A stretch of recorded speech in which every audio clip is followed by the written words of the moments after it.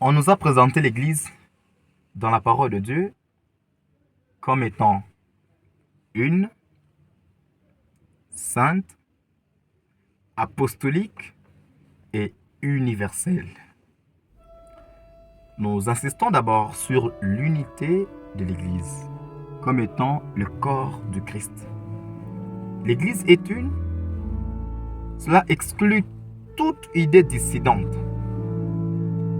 Dans tous les siècles passés, dans toutes les générations, nous avons constaté que ce sont les inventions humaines qui ont pris la place de la pure parole de Dieu, telle que transmise par les saints prophètes, les saints patriarches et aussi les saints apôtres de l'agneau et aussi par l'agneau lui-même, comme la parole nous dit elle-même que Dieu, autrefois, nous a parlé par nos pères, mais dans ces derniers temps, il nous a parlé par le Fils.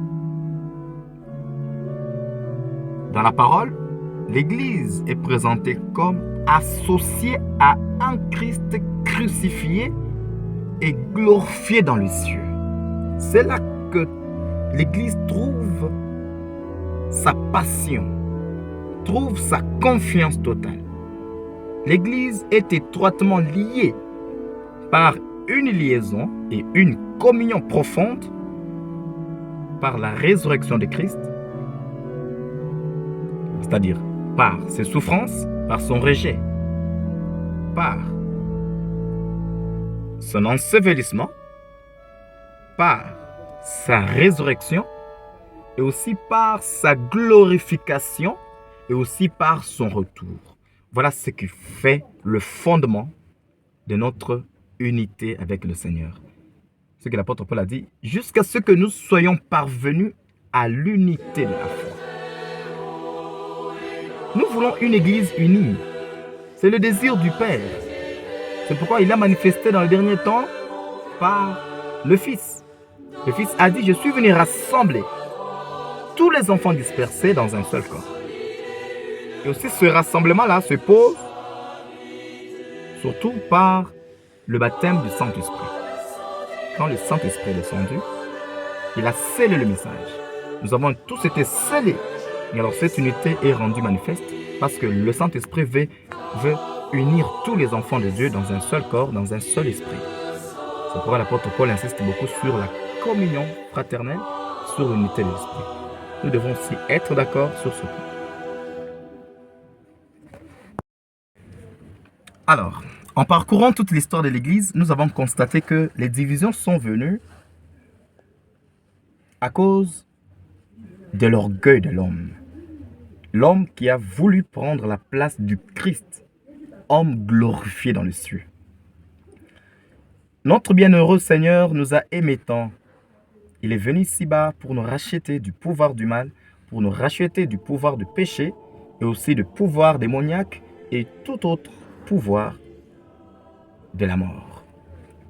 C'est pourquoi il est venu pour nous donner la jouissance du salut. Non seulement la jouissance, mais aussi nous a donné ce salut pleinement. Un si grand salut comme le saint apôtre l'appelle chez les Hébreux. Un si grand salut. Alors nous sommes tous sauvés par son sang, par la foi en Jésus, notre Sauveur. Celui qui place sa foi en lui est sauvé. Il est délivré de toutes les choses dont on peut être délivré par la loi de Moïse. Cela est un scandale pour les Juifs et aussi une folie pour les païens.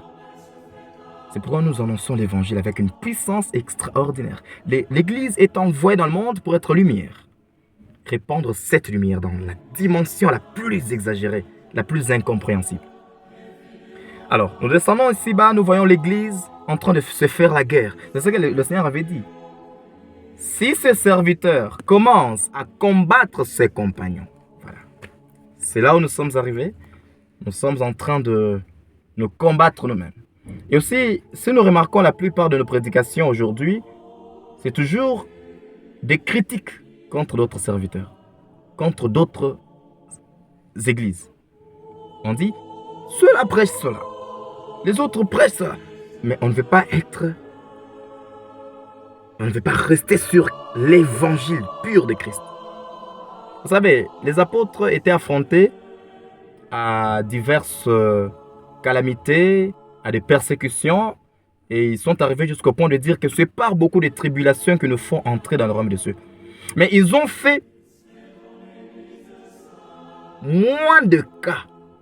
Ils ont fait moins, ils se sont moins intéressés à ces tribulations, mais ils ont prêché Christ. C'est pourquoi l'apôtre Paul a dit, il arrive jusqu'au point de dire, pour moi, vivre, c'est Christ. C'est Christ. Donc, l'Église devrait rechercher l'unité. Et chaque chrétien aujourd'hui ressent le besoin urgent de l'unité. L'unité, nous devons être unis, une Église unie, un monde, un christianisme uni, un monde meilleur. Voilà ce que Dvorak a chanté, un monde meilleur. Alors, nous voulons vraiment prier chaque jour pour les chrétiens. Même dans votre prière d'intercession, vous intercédez pour le roi, vous intercédez pour tous ceux qui sont élevés en dignité, vous intercédez pour vos frères et sœurs qui sont persécutés dans le monde, pour des femmes qui sont violées, pour des enfants qui sont kidnappés, et aussi pour l'Église persécutée dans le monde. Parce que nous suivons un sauveur qui nous a envoyés pour combattre avec des épées de l'esprit.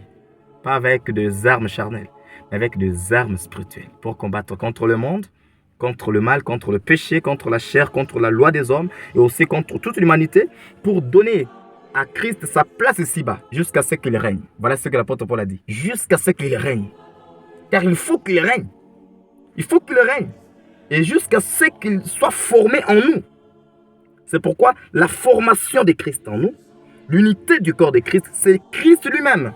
C'est pourquoi il a dit, là où 2 ou 3 sont assemblés en mon nom, moi je suis là au milieu d'eux. C'est ça l'unité. Notre centre d'unité, c'est Christ élevé en dignité.